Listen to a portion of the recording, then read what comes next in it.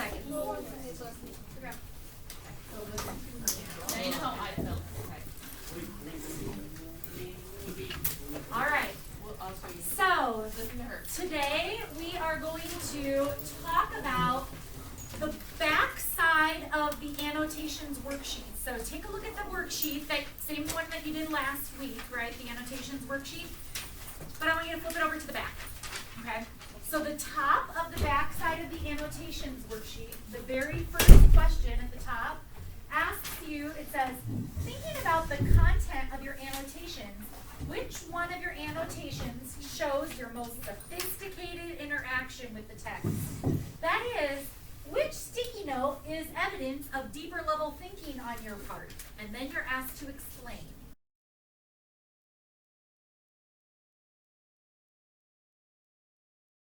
Okay, so last week, some people gave it a really good go, but your explanation for deeper level thinking was something like, this sticky note number 3 showed deeper level thinking on my part because I had to think really hard about whatever, fill in the blank. Okay, telling me that you had to think hard to produce deeper level thinking is not explaining your thinking. Okay, so I'm going to show you real quick today. It'll take us 5 to 10 minutes, somewhere in between there, okay, how to explain your reasoning, like your thought process, okay? So the first thing you need to note is if you look at the bottom of that side of the worksheet where it gives you the scoring, right? It shows you how you earn points. The scoring for that question says you get up to 2 points for thinking about the content of the annotation and addressing either, this means one or the other, right? Either academic vocabulary or the language of the standards. So you have to do one of those 2 things to be able to get full credit.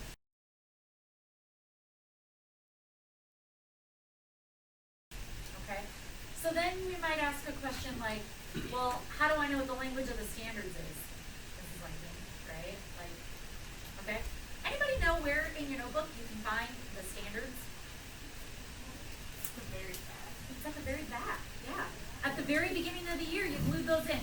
So take your notebook real quick, flip back. So you had a yellow sheet, I think, and then right behind the yellow sheet, you glued the 4 rubrics. That's it, right there. Nope. Yep, these. Yeah, now what's the next page? I know you don't. You'll have to look at it. Yes, that's it.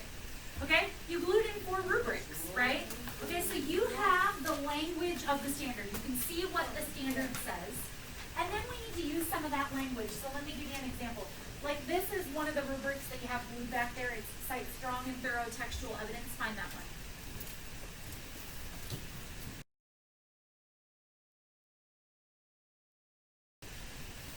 Is it the first one that's in there? Yeah, okay, cite strong and thorough textual evidence.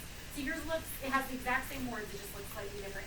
But like in the proficient column, the 3rd bullet point down says, cite and contextualize accurate and relevant textual evidence. What does the word relevant mean? Anybody know? If something's relevant? Yeah, that's it.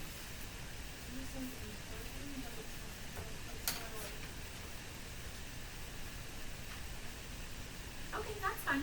So the word relevant kind of means it makes sense or it's on topic, okay? So if we're talking about, I don't know, oil refineries, right? And I insert text evidence about whales and their dorsal fins, not relevant, right? But if the evidence that I pull really supports, like I found the best evidence and it really supports what I'm saying, that would be relevant, right? So maybe when you're writing on the back of your sheet, you want to use some of the language of the standard.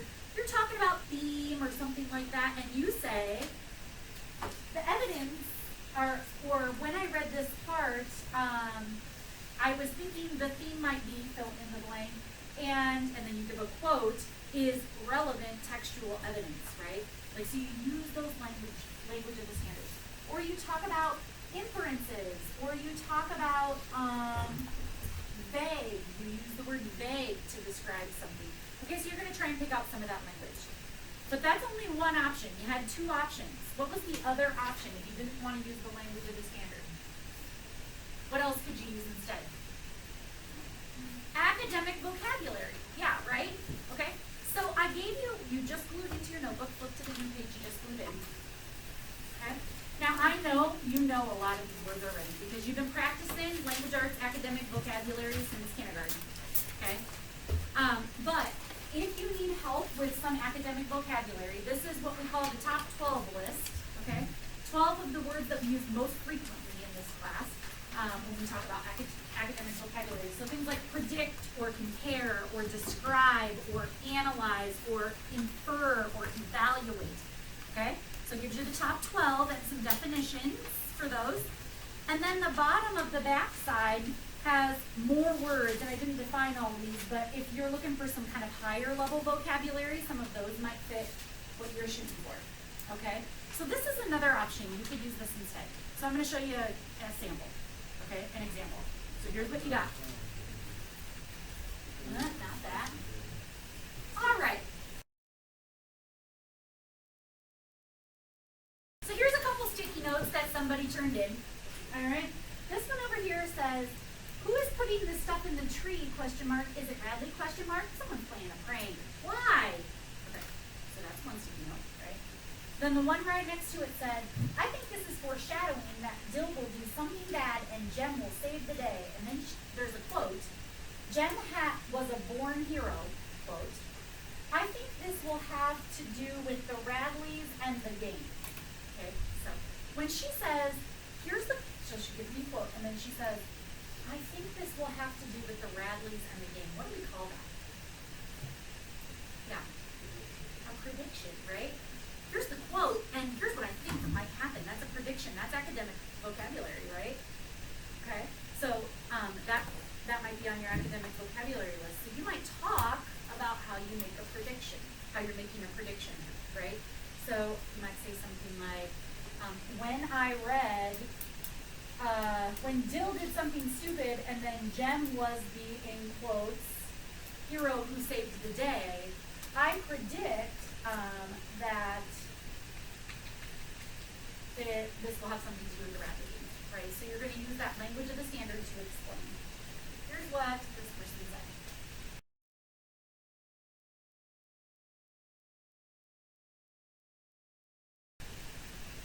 On page 39 of the text, I wrote about the future of the book. While they are talking about the game, I think it is foreshadowing. It states that Dill was a villain's villain, so to use another quote, right? Which I think could mean that he will do something bad in the near future. A line also says that Jem was a born hero, so I think Jem might save Scout from something that Dill does. His heroic actions could eventually end up back to why he has a broken arm. Okay, so again, making predictions, using text evidence to back that up. That's kind of what should go in this paragraph, right? Now, I thought really hard about it. Okay? All right, so let me give you one more post-it note. I think Dill will go to the Radley house and get hurt. He is so curious. Jem touched it and nothing happened. What did Jem touch that nothing happened? Yeah. The house. Okay, Jem touched the house and nothing happened. So they might see now how far they can go. Okay? All right.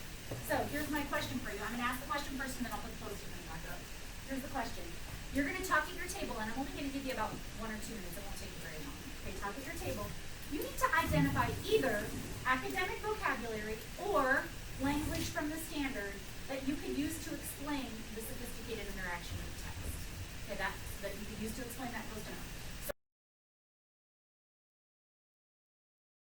So what from your academic vocabulary list for your standards fits this? I'm going to read it again. I think Dill will go to the Radley house and get hurt. He's just so curious.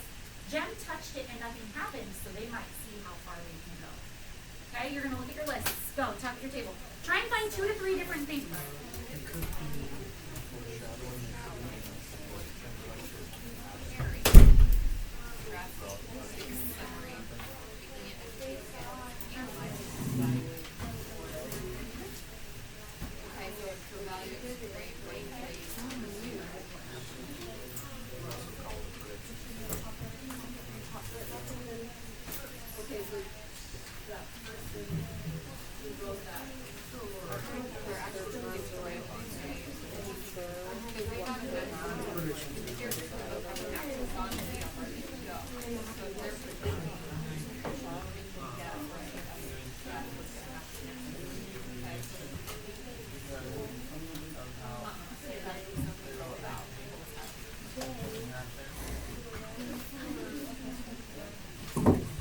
All right.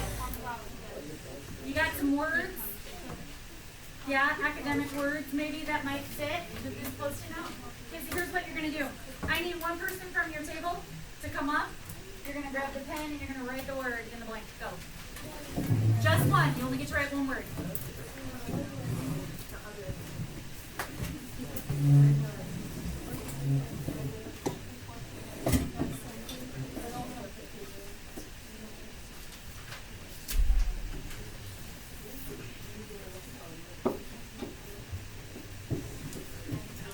Don't you have another one?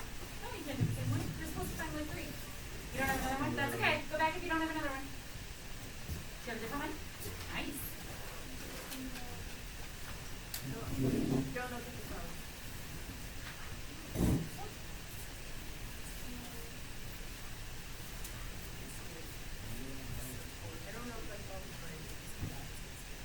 Yep. We know what it means. Okay. Okay. As long as you know what it means, I'm good.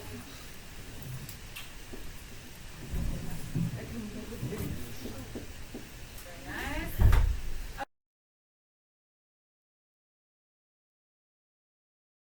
Okay. All right, so here are some of them that you came up with. That person was predicting, that person made an inference, that person analyzed, that person explained their text evidence, right? So we're going to incorporate those words, that academic vocabulary, into our explanation on the backside. Does that make sense? Okay, that's kind of the expectation.